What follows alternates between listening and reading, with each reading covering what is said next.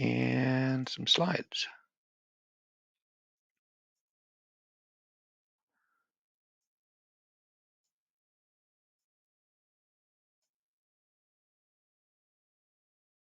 There we are. No, this isn't this morning. Dora and I were down in this location this morning, and it was raining on us. We didn't enjoy that. But this was last fall. There were boats in the water. I think I showed you a slide of roughly the same location on Monday, and that there was a bird just landing. I think that's the fellow right here. It's a heron sitting on the bow of this blue nose. And those two shots were actually taken about a day apart last fall. I like this one because it was starting to clear and we got a rainbow. But again, nice spot. Okay. And I got some submissions. I'll use another one next class. This one is, and I'll probably pronounce her name incorrectly, Nuyet, that sent me a picture of her dog Lucky, and she sent me a picture of her other dog, which I'll use later. This was obviously last fall, not today. And in terms of the park, doesn't strike me as familiar. I should have asked her which park this is. That bits of it look. Oh, no, it is not Point Pleasant, and it's not Long Lake. I wonder if it's over in Dartmouth because I don't know the parks in Dartmouth well. I'll have to get her to ask me. But I welcome you to send me pictures of people or things or furry friends that help bring you peace and quiet during COVID. So, as to where we are at the moment, I'll be doing a recap at the end because we've got a test coming up on Friday and still working on that. It's my initial questions were really too difficult, so I'm editing them right now. We've done pivot tables the last two classes, and they're really, really good for summarizing data, both numeric and categorical. Probably the most useful tool that you've got for initially exploring your data. And it's not just nice that we can summarize the data, but we can get nice charts out of it as well, which is a very powerful communication tool. But as with anything that's powerful and useful, you have to be careful about things. Scale. When I first had students doing projects that they did stuff with pivot tables, these were unstructured projects. They decided what to do. A lot of them had trouble getting scale properly. They were comparing things using frequencies instead of percentages, and really the comparisons weren't appropriate. Keeping them clean and neat. Simple is best. Remove categories that you don't need, remove digits you don't need, anything that is a little bit of clutter, that if it isn't essential, take it out. That there was an old adage years ago about the ink to information ratio. So the amount of ink that's being used in there relative to the amount of information that's being conveyed. You should keep that amount of ink as small as possible. The emphasis is on the information. If the categories can be sequenced, and I know we did it primarily in terms of ordinal variables of, sort of very dissatisfied to very satisfied type scale. But also at the end of the course, when I show you some best practices in bar charts and column charts, generally we like to sequence things in terms of the most frequently occurring thing first or last, or the most important to us category first versus last. I've sequenced location at times from Nova Scotia first, then Canada outside Nova Scotia second, and then outside of Canada third, sort of thing, in terms of how far people had to travel to get here. And that some of those sorts of things help people process the information. of organizing them in a rational sequence. This is especially the case with charts, that with frequency data, looking at percentages, generally you're not showing frequencies, but percentages, is that percentage of the row or the column is critical. And you can easily start getting yourself confused by putting too much in, like 3 variables usually is too much for us to handle, and be careful with small samples. Today, I'm just going to talk a little bit about mistakes we make with tables. This is something that was from chapter 4 that I should have covered, and we're going to get into chapter 5, where I'm going to look at probably the only manual approach technique that we'll be working through in the course. So there's a thing that we call Simpson's paradox, and it has to do with seeing a pattern in your data that you think A is related to B, that maybe A causes B in some fashion because of the pattern that we see here. But in fact, the cause is some third variable we call a lurking variable that's hidden in the background. So, for example, that's what I thought was happening, but it wasn't, with a problem we had. When we first looked into that salary expectation data, and I can think of the first class I ever used the data in, I was quite surprised because we saw that males expected to earn much more than females did, and thought, oh, we got a pattern here, that there is some type of discrimination or something. I know that in the workplace, when we look at average salaries, males' salaries are higher than females. And there's been a lot of angst and concern about this, and there's some explanations for some of the differences, but there's still others that clearly seem to be gender differences.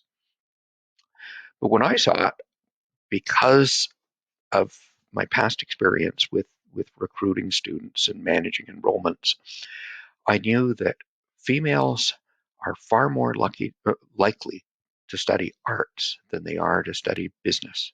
That arts programs have a very high proportion that are female, business programs less so, and that arts graduates can expect to earn a lot less than business graduates, at least initially. And so maybe what we're seeing is a comparison between arts and business and not between male and female. It's just we have this unbalance of enrollments. And so that was why I suggested, well, let's look at program as an explanation. And that was when I really got shocked, because among art students, males expected to earn more than females. Among business students, males expect to earn more. In science, it was the same case after we took out some outliers. That before we go and think there's a difference between two groups, check to see if there isn't an alternate explanation. In this instance, I thought program was, but it isn't. But let me show you some examples where it does happen. That generally our data is highly aggregated, that we've summarized it in some fashion so that we can investigate it. And when we start examining it, that we start splitting our data set in. And as we drill down, we may find a pattern that was there at one level isn't there at a different level. The more you know your data, where it's coming from, the setting. And so with enrollment data, that's something I know a lot about. So I guessed right away what an explanation might be. I was wrong, but I thought of an explanation. If you're looking at data you are totally unfamiliar with, it's really easy to make mistakes because you don't have that local knowledge about what might be happening here and what might be an explanation. So simple case is looking at, if you were looking at average cost data, you were in management accounting and you were looking at cost of production, that type of thing, and you looked at two products, A and B, and you looked at average cost and you say, hey, B costs more to make than A. And that's your first thought. Or sorry, you were looking at two plants. Excuse me, you had plant A, plant B, and that Plant B appears to be less efficient than plant A. Costs per units are higher at these two facilities and they're making about the same number of units. So you might start thinking, hey, something's going on here.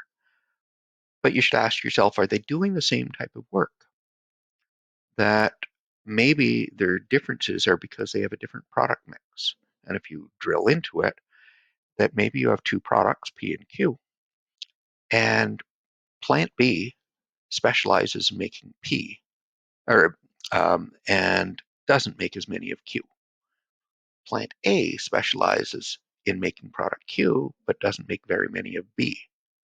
If we drill down to the product level and plant level, then in making product P, we find plant B is much more efficient, much, much cheaper. Well, it specializes. Okay, fine. But then when we look at product Q, plant B is also more efficient. That even though it doesn't specialize in that product, plant B overall is more efficient, but it's making a product that in general is more expensive to make. And so that's sort of our explanation, but you've got to drill into it. Don't jump to very quick conclusions.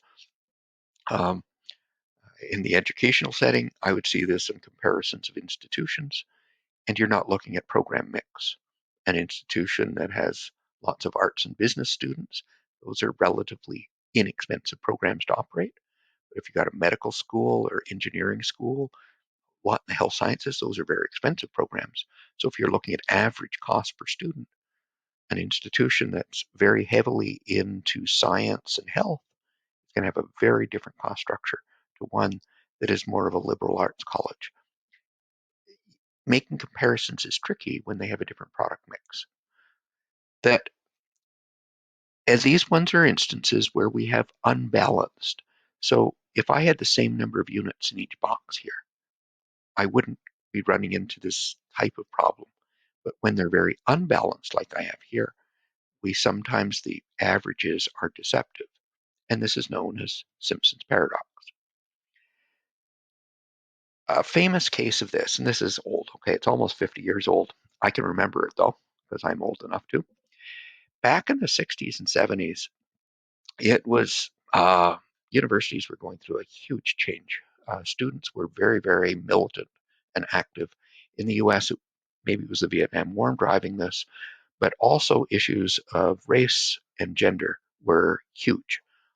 Civil rights movement got a lot of attention, but also that was when the birth control pill became available, and that actually freed women from a lot of it. It liberalized things in many, many possibly unexpected ways, and so these were big issues on a campus.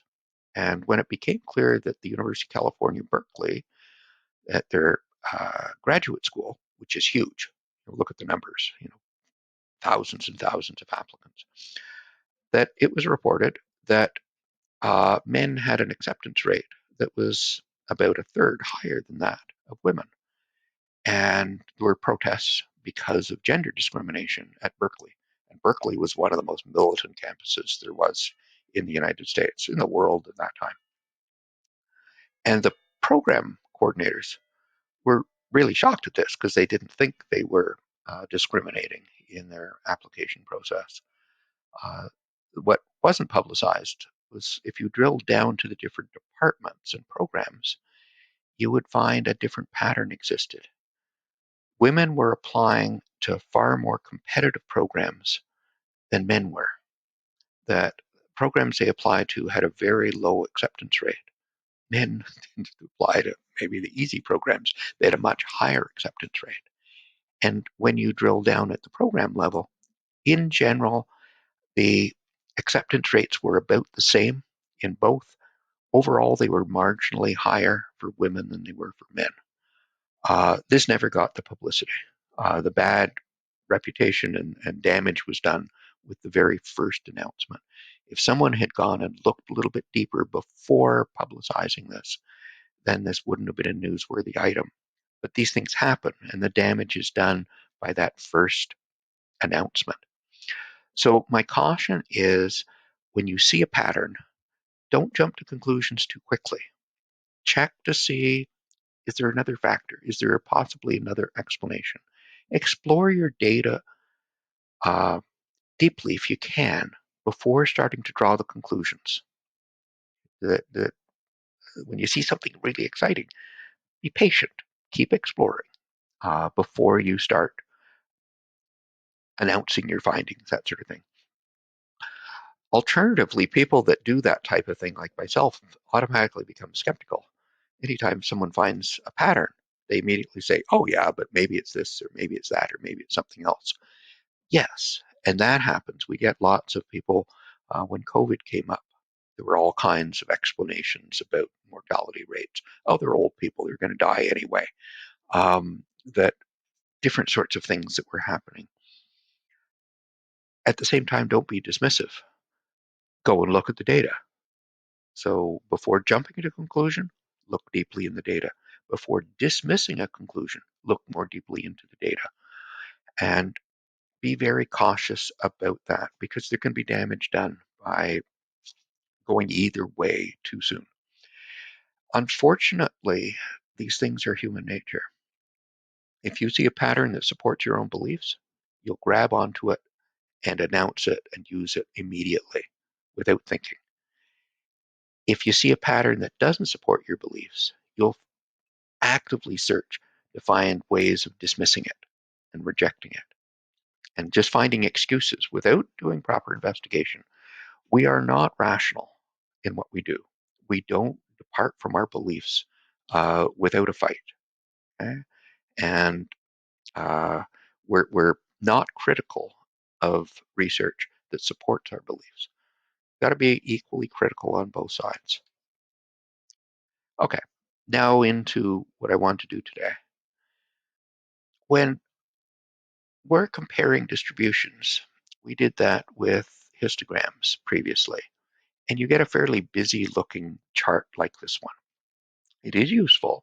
I can see arts had low expectations, business somewhat higher, and science much higher expectations.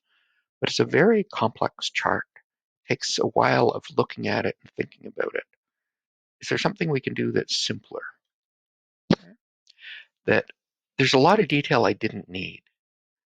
That I don't need to know the individual spikes. I'm looking at the general pattern that's there. And most of the time we're being influenced by general patterns. That the I'm looking at where's the middle, where's high, where's low, where's very high, where's very low for each of these. So there might be 5 numbers. Some might even say 3 numbers are important for art, business, and science. So how can I compare a simple number summary for each? But do it in a picture because the picture is a lot more informative than looking just at the numbers. So a fellow I like, he's no longer with us, but John Tukey, he promoted the use of really, really simple methods. That is a very well, or was a very respected statistician, did a lot of very technical advanced work. I think he worked at Bell Labs, which was premier research institution in the US. And that he he promoted a lot of these approaches in the early 1970s, published a book around 77. I learned some of this from one of his students a year or two before he published his book, which got a bit of attention there. And it was at a time when computers filled large rooms. They were very expensive, and generally they weren't readily accessible. Hand calculators were just becoming available in many respects. Mid 70s, a hand calculator would cost you several $100s. So think of that in today's dollars. I could buy a used car for what I could buy a calculator for at that time. His methods were generally manual because of this. But the data sets we generally work with were in the hundreds of observations, not thousands or tens of thousands. Most of the time they were. Sometimes they were really big health areas and some things like that. So they were manageable, but even working out an average for 100 values could be a lot of work. So here's grade data for 40 students. And I think this I used in the chapter. So it's just all jumbled there. Hard to make sense out of. First thing he advised, sort it smallest to largest. We did that type of thing. So we could see what the small numbers were, large numbers were, middle numbers. And for the middle, when I've got my data sorted, the easy thing for me to find is the median. And so 50% are bigger, 50% smaller. So here 40, well, there's 20th there. Here's the 21st. 70 and 70 are both in the middle. That's my median. Okay. And I mentioned earlier the idea of quartiles. They go and take those halves and split them in half. So the first 20, split them in half, and that would be between 60 and 62, so 61. Second half, splitting it, that would be between 78 and 78. Okay, 78. And when I was doing simple number summaries, I said quartiles are a nice indicator of sort of what's on the low side, what's on the high side. Between those two values, between 62 and 70, or 61 and 78, we have half of our data. So the middle half of the class, with respect to that assignment, scored between 61 and 78. That's the middle. Okay? And 70 was the very middle. Gives me a good idea of the middle of the pack. So I've got three numbers at the moment that are giving me a good summary of the middle. They don't tell me about really low values and very high values. So how do I define those? There is theory behind this, but we could go, and again, I'm looking at simple calculations. I could look at the gap between 78 and 61. That's 17. If I go 1.5 times that, so 1.5 times would be 23.5, something like that. If I went, so 2.5 or 1.5 steps down from 61, that would take me down to 35.5. That's down about here. And if I drew a fence there, that I would call that my lower fence. And so 38 is the smallest number that's inside the fence. What's the purpose of the fence? The fence is going to split between, so here it is here at 37.5. I'm above it, I've got low numbers. If I'm below it, they're crazy low. Those would be outliers. So the fence is a way of defining anything that's outside the fence is outside. It's an outlier. Okay? That if it's inside the fence, it's in. And I could do the same thing at the top end. So I could put these fences in here. And on the top end, it's 103.5. So it's well beyond my last value. But I could draw these fences in here, and my adjacents, we call them, those are my indicators of very low and very high, are 38 to 95. So if I take out the extreme individuals, the ones that got a crazy low grade on the assignment, pretty much everybody got between 38 and 95. That the chance of getting outside the fence is very, very small. This is sort of like the idea of empirical rule, going out 1 standard deviation, going out 2 standard deviations. But the empirical rule only works with a nice bell, and it's nice and symmetric, and doesn't actually look at the individual values. It's a very crude method. This one defines that inner group of 61 to 78 as being the middle sort of category, and then the 38 to 95 being almost everybody unless you're crazy. And let's put it into a picture. And here's the way the picture looks. It's created by having a big box in the middle. The middle is the most important part. So let's make it visually. And this is a nice chart in terms of how it attracts us visually. Our eye is drawn to the middle box. And the line here is where the median is. Okay? My median's a little bit off. It should be at 70. And then the high values, so I've got 25% in this box, 25% in this box. On this whisker, they call it, this line that goes out here, I've got the top 25% of my data, and a lot where this line is, I've got the bottom 25%, except for these guys, which are outliers. Outliers draw our attention because they're distracting, and maybe they're important and I should investigate them, but I should be focusing on this middle chunk, everybody that's not an outlier. And when I learned it, these things, they were hand-drawn. They were relatively easy to construct. We could do it with 100 observations. Sorting 100 numbers doesn't take long at all. And building this chart and getting in a quick summary was easy to do. That all I had to do, sort my data smallest to largest and find the middle, which was easy. I just fold my list in half and then take those two halves and fold them in half.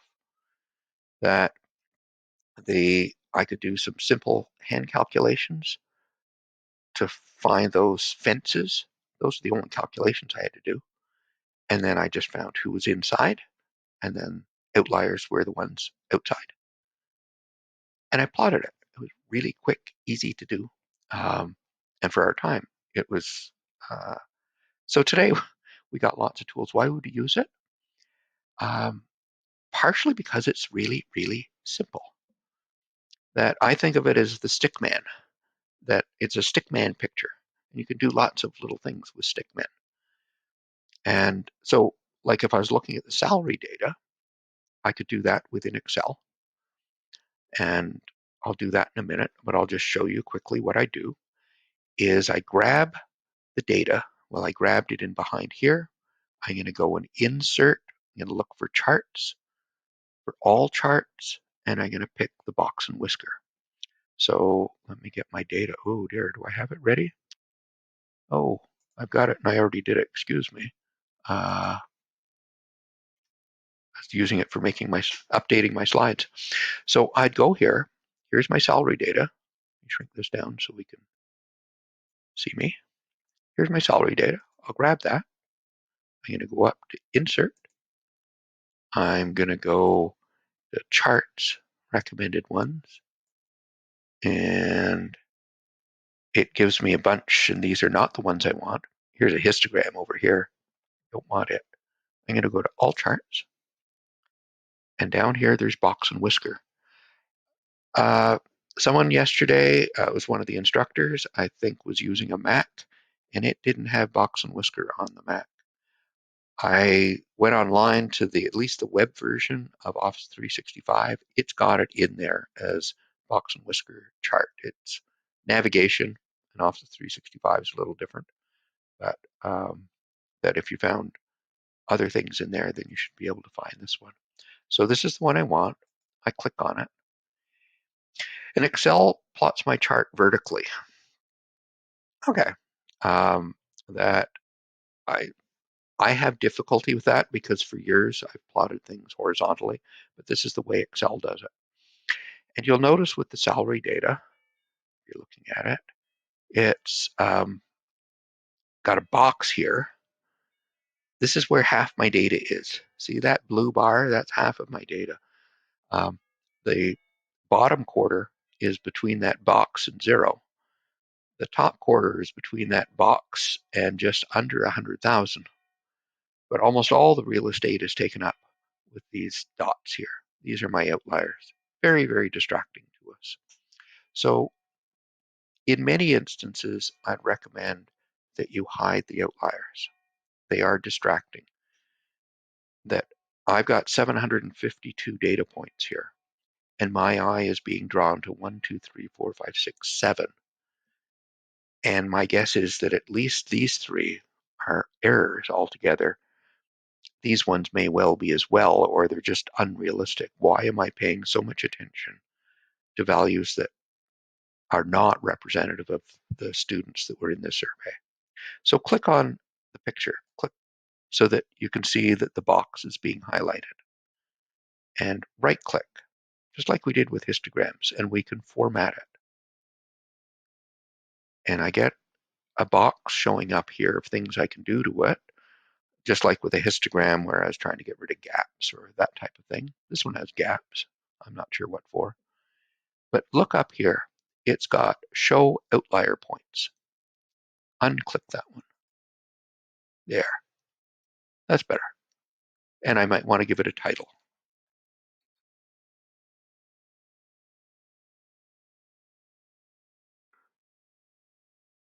So this, I know it's turned the other way, but quickly I can see, and I find this hard to see, excuse me. I'm going to cheat here. I'm going to format this. My fill, I'm going to make lighter. It's too dark. There. And now you can see the lines better. So this is my first quartile. It's about 35,000. This line is the median at 50,000. And this is the third quartile at 60,000. So half of the students said they expected to earn between 35 and 60,000. A quarter of them expected to earn between nothing, it seems, and 35,000. And another quarter of them between 60 and 90,000. And then there were some outliers outside of that. This being a chart, not being one of the stats functions, I could go in there and do a filter. I hadn't thought of doing that before, but I could go here over to the salary data. I just don't like the zeros. Let me just take out the really, really tiny ones. And that pushes me up a little bit, but it's still going to include that bottom value there at 500. So it's not shifting it a lot. But my attention is being drawn. This is where the middle is. If you're wondering what the X is, that's the mean. So if I averaged all the numbers, that would be the mean value there. What does slide say I should be doing? There we go. Oh, I'm going to make this fancier.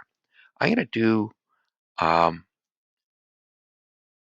comparisons because the other chart I had, so let me go back here. That's just salary, but I wanted to look at salary by program. And we did that with histograms using a pivot chart. So how do I do that with this one? So while I'm in here, go up to design. And, whoops, excuse me, I'm not into the chart. I want to go into the chart specifically and into design on it. There we are. I'm in the chart doing design before it's in the pivot table. So I'm in the chart. I've clicked on design and I can go to select data.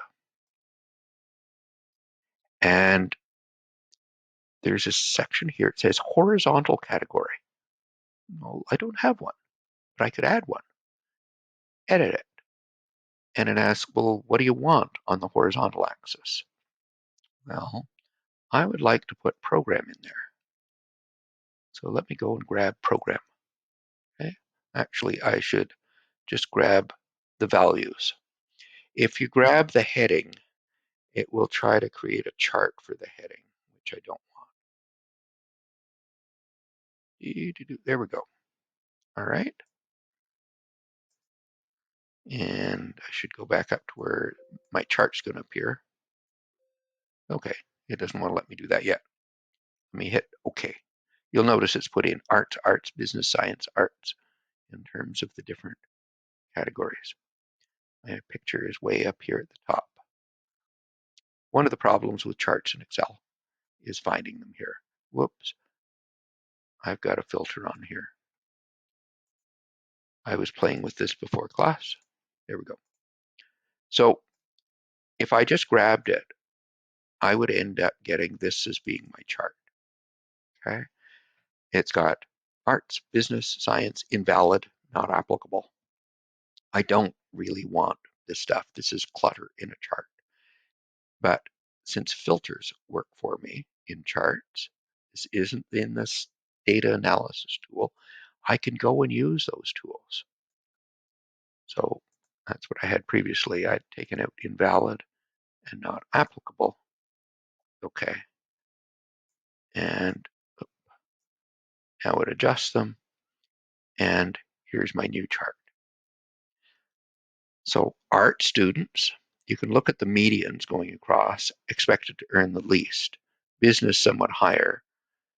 Science about the same in terms of the median. But if clearly look, here's that if you're below the median in arts, it's a pretty low salary you're expecting.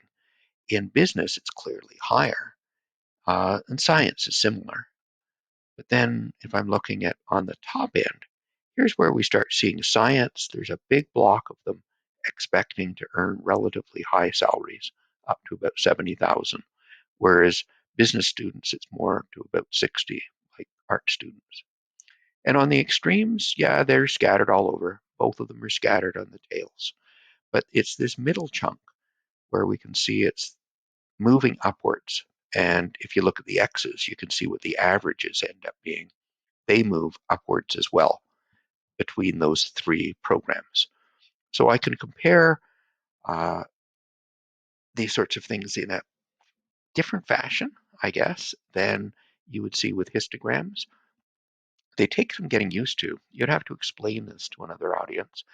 Generally used for your own purposes, not a public audience, because the general public hasn't seen these types of diagrams before. They've been around, as I said, almost 50 years, but we don't see them still used in the media, whereas we might see column charts, histogram type charts on a regular basis. So there I went. I had this one, and then, I had outliers in them, so I hid those. And this is where I ended up. Okay? That and I filtered out those ones. So here, in the end, are my two different ways of representing these comparisons. Here's the histogram approach, colorful.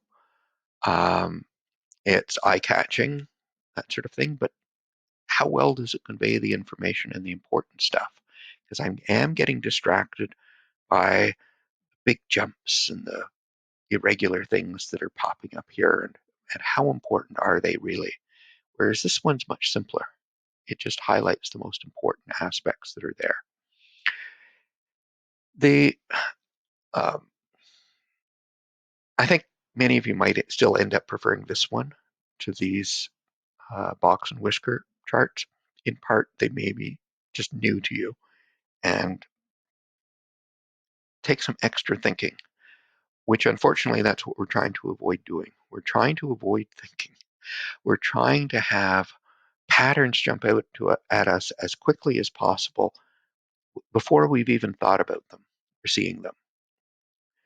So if I wanted to compare more groups, 5 groups, 10 groups, 50 groups, how could I do that with a histogram?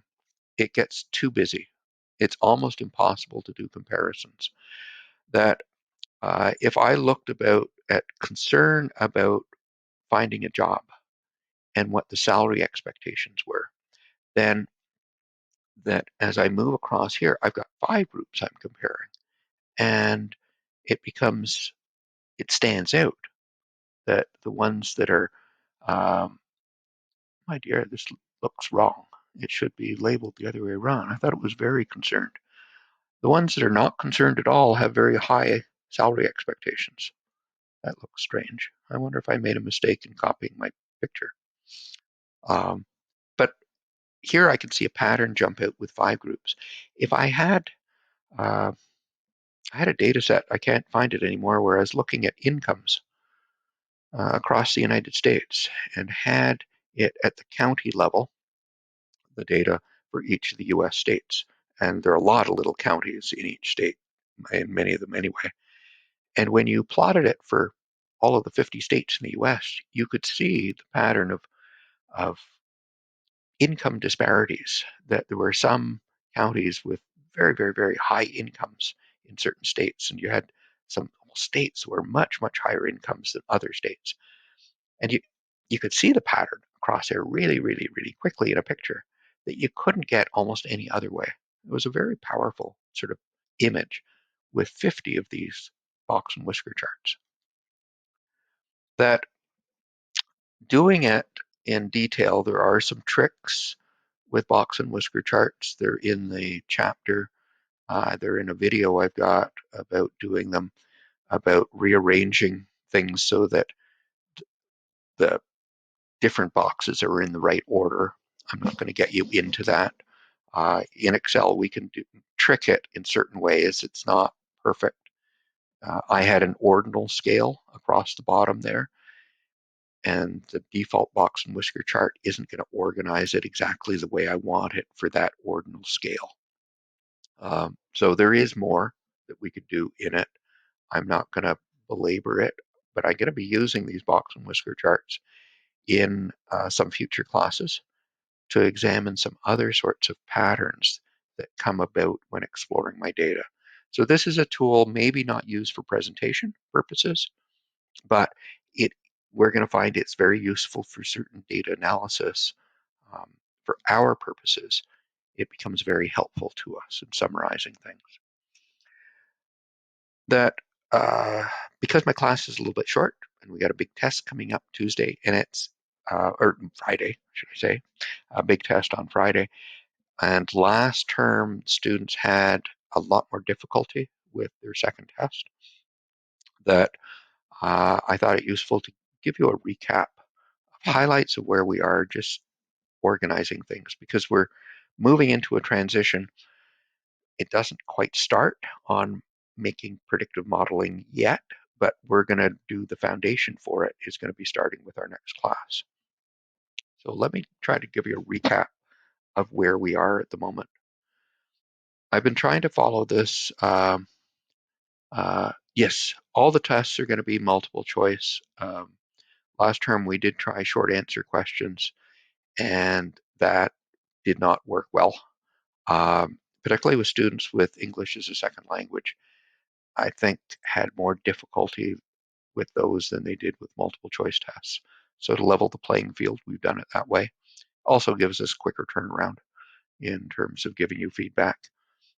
Like in your quizzes, in the quiz for chapter 4, had you do calculations for a box and whisker chart, we can do that in uh,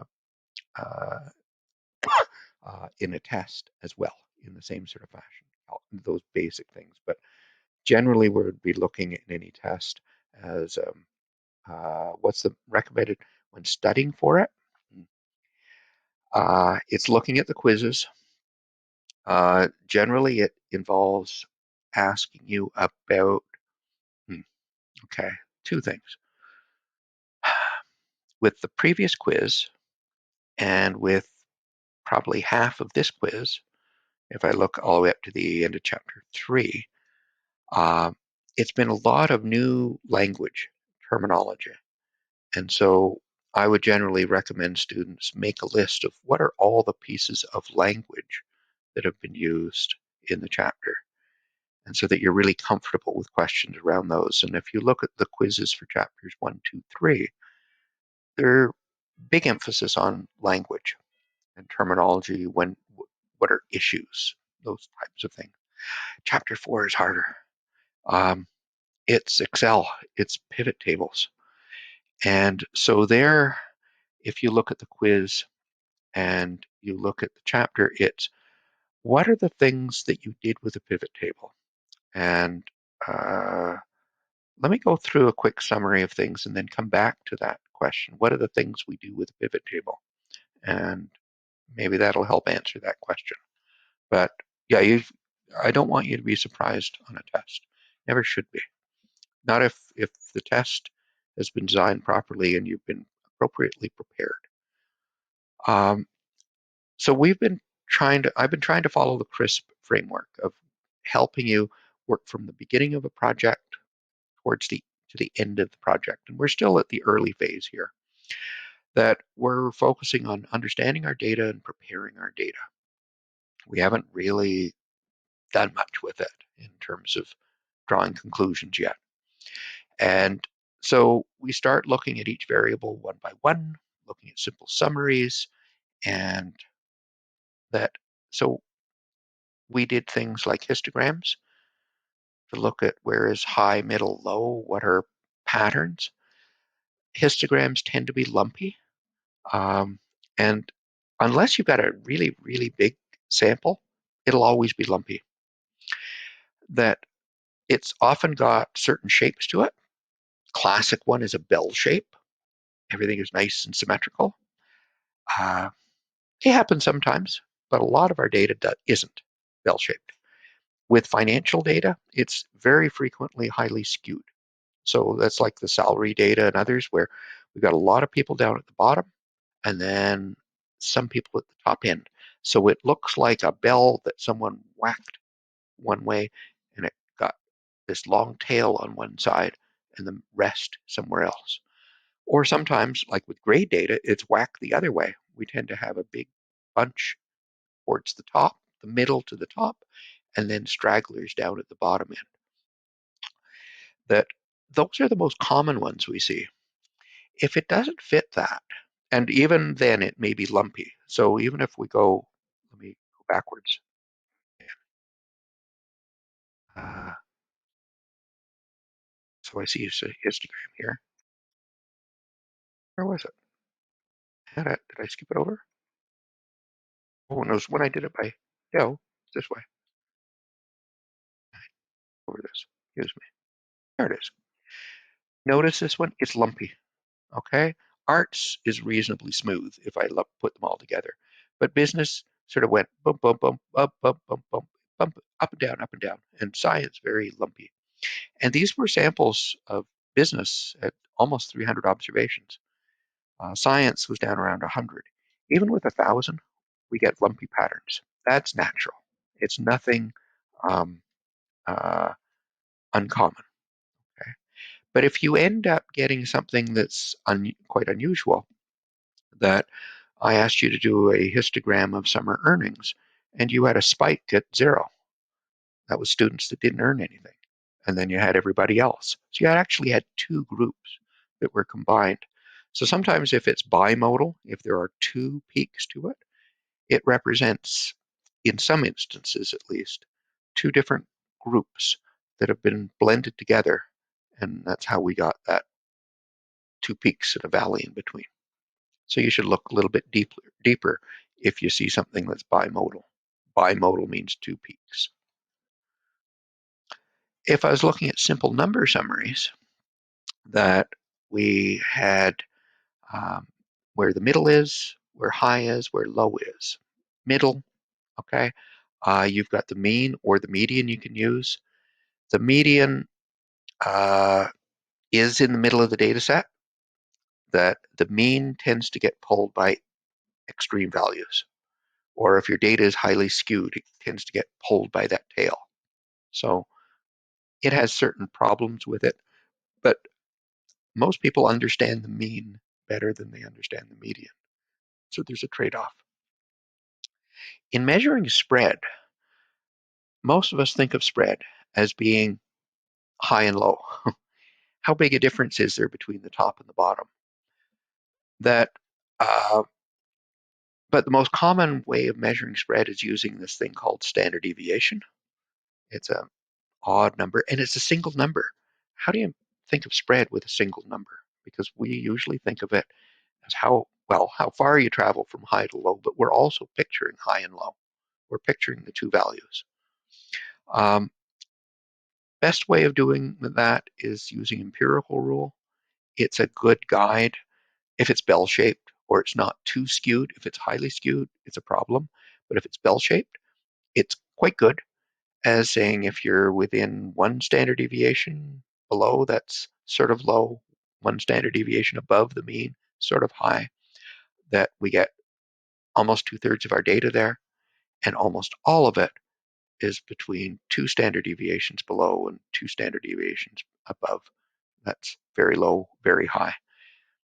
Because we're going out equal distances each way, it really only works perfectly with a bell. If it's skewed, uh, it's not perfect in any fashion. It's restricted in that regard, but it's simple and easy, and it works reasonably well with a lot of data. that going beyond one variable, it's hard with these simple number summaries.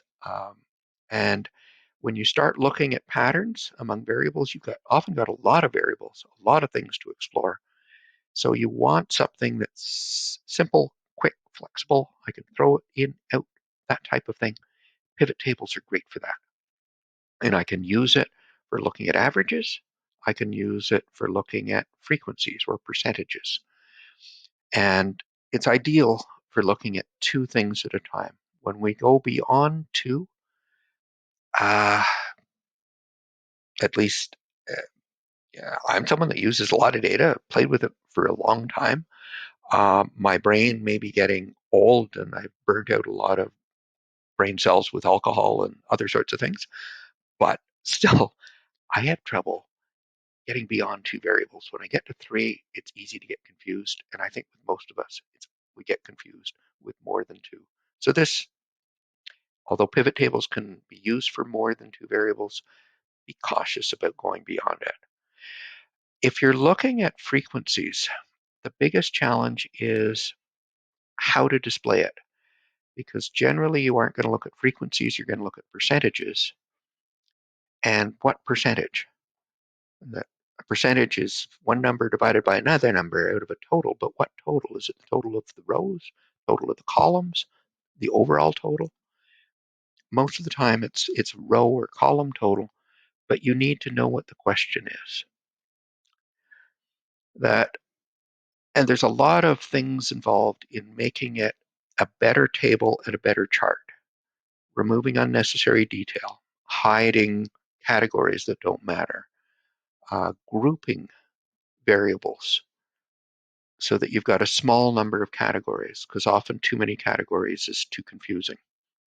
That um, if you're grouping numbers, you can actually build a histogram with a pivot table and a pivot chart. So grouping is something that we do for grouping categories or grouping numbers. That other things I didn't mention here, or do I have it? Is in the sequencing. If it's an ordinal variable, make sure you have your categories sequenced in the appropriate order. So within those pivot tables, much I don't go back here. Okay, there are a bunch of cautions, but the types of things. So you're asking about what you study for. And I think this came up in the quiz questions on pivot tables. It's what to put in the columns, what to put in the rows, what type of summary do you want? So do you want an average? Do you want a frequency? That the do you want to filter cases out? So those are our first four things that we could put into boxes. What do we put into them, or do we need to? Then it's looking at how do we improve that basic one, that we can group categories to make it simpler. We can hide categories that aren't important, and we can change the sequence. We can move categories. So there were different functions you used in terms of group, move, and in a sense filter by hiding some of them. Then it became, particularly with frequency data, what's the question? If we were comparing groups, are the groups in rows? If those are in rows, are the different groups, then we want percentage of row total. If the groups we want to compare are in columns, we want percentage of column total. It's important to know which one to have. And if we flip that into a chart, how do we want the chart to look? What are we looking at within the chart? So within if I've got a chart and it's showing these percentages and I've got rows and columns to it, it creates a clustered column chart. So the different rows are different groups, different clusters. So it would show me if my rows were arts, business, science, my chart would have a cluster of arts, cluster, business, cluster of science. And then within that, it would show me the distribution of the columns. So in terms of responses I had there or something of that nature would go across in that top piece. If you looked at my histogram that I had before for salaries, the different rows, clusters, were different, earning 10 to 20,000, 20 to 30, 30 to 40, 40 to 50. So we had those clusters across bottom. And then you had the columns in my pivot table would have been arts, business, science. So you'd see columns for arts, business, science, then arts, business, science, and arts, business, science, and so on. So we're comparing that pattern in those different groups. Think about what it is you're trying to compare. And it can get quite complicated. And some of the questions that were posed within the quiz for Chapter 4 had to do with how do we format that so that it communicates in the best fashion. So watch out with your pivot tables, though. Watch out with scale, so that you need comparable scale, like percentage. Watch out for outliers. They tend to distort things, that like extreme salary figures or that type of thing. And so we may want to filter them out. It's one of the nice things with the filter portion. Watch out for really small samples. With really small samples, differences you see between groups may be just because of the sample, not because the groups are that different. And with pivot tables, because we're splitting our data down into a lot of little categories, it's really easy to end up with some groups that are very tiny. And if we've not been paying attention to that, we may be looking at percentages or averages and not thinking, well, average of how many or percentage of how many. And we may be misled because these samples are very, very tiny. And that with estimates, they're not precise. We have to be cautious. With big samples, our estimates are generally very, very good. With small samples, just be cautious. I'm not saying they're wrong, but be cautious. And the other thing is to watch out for Simpson's paradox. That is the pattern what you think it is? Or maybe you need to drill a little bit deeper. That this isn't on the quiz, is it? I'm trying to think now. No, it's in chapter 5. So it's not on your quiz for this, or your test for this week. It's in the chapter 5 quiz, though, is box and whisker charts. And they are a simple device for showing, in a sense, a number summary, but graphically. And they're because looking at averages by themselves, high detail, that we'd like to show diversity in our data, and reducing that to that simple 5-number summary of what's very low, low, middle, high, very high, and then taking those 5 numbers and making a stickman picture that just shows the bare characteristics of my data set. That your eye is very much drawn to the box. So your focus is on the middle 50%, the biggest group, the most homogeneous group in a sense. Secondary focus is to the whiskers. And so we've got a big box and then skinny whiskers. Say that they're spread out across those ones. So there's very little ink being used. So it's your eyes give it a little bit less attention. That being said, outliers are distracting. They're little pinpoints over on the side, and you keep looking over at them. They're important.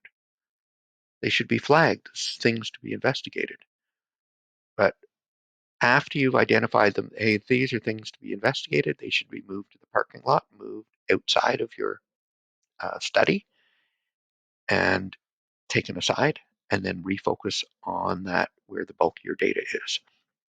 That generally we don't look too much at the numbers and their scale that we've got here. We feel the chart rather than read it. I don't know. That's the way I feel on looking at charts. I feel charts. I don't read charts. I'm not reading them for numbers. If I need exact numbers, I'll get a table. So What I want to do next, though, is moving. We're going to spend a lot of time now on primarily numeric data and looking at patterns when I've got several variables that are numeric and leading towards trying to make predictions of values that and they're value estimation models. So we're going to actually build models. So I'm going to lead into that rather slowly over a couple of classes and then hit it fairly hard with um, fairly complex material, stuff that normally wouldn't be taught to students until about their third year of university. Um, but we're going to leave out all of the clutter and baggage that statisticians, economists, and others might feel you need to have thrown in and just focus on the basics of how to build a model. And we've got the tools to be able to do that. And you may find it interesting. So that's where we end up today. Um, any questions, worries about the test on Friday? Uh, Nobody's typing at the moment. Oh, we got a few. Ah,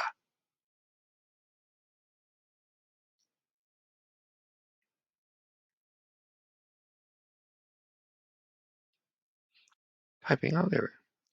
Um, yeah, each test is always going to be on only 2 chapters. So first one was chapters 1 and 2. Second test is chapters 3 and 4, and it moves through in that fashion. So your tests are very compartmentalized in that sort of. We don't have any comprehensive exams. There's no like a final exam that covers everything. That because the material in and of itself tends to build upon itself, and that seems to be uh, it's working well, or it has for the um, our attempts on doing it that way.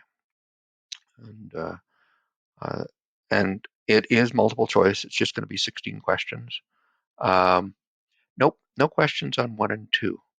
That and the uh, uh, I've tried to limit things as much as possible so that creating things that are not they're not unexpected. That uh, so it's only material that's covered in the chapters. I may emphasize the stuff more in the lectures, but it should not include material that might be in a lecture but not in a chapter. And that it also should be material, because the quizzes are probably your cue as to what are questions I might ask. If it should be comparable to questions that I've asked in quiz questions. And an example of that, as we were making this up, we were looking at several possible questions about building a table in Excel and how to use a table or a table row or that type of thing. And that's covered a fair bit in chapter 3, but there are no quiz questions on it. So we decided we aren't going to have any test questions on using a table in Excel because we had no examples of how we would test you on that type of topic. Um, so we've kept it fairly limited in that regard. Uh, Still doesn't make it easy. Um, that and with the test, of course, you don't get a second attempt. Whereas with the quizzes, I expect that some of you have benefited by having you could take a second guess, and in many instances, maybe with 4 choices, you already eliminated one easily, so you were down to 3. Made your best guess. If you were told it was wrong, you have 2 left, and you may be able to figure out between those 2 which one it should be. So the quiz question answers were generally very, very high, or the grades were very high. When you only have one attempt, it's much more challenging, and but the question should not be more difficult than what was in the quizzes. But you may go back and look at some of the quiz questions, and when you made your first attempt, you may have feel it was a challenging question that was posed. So I'm not expecting particularly low grades on the test.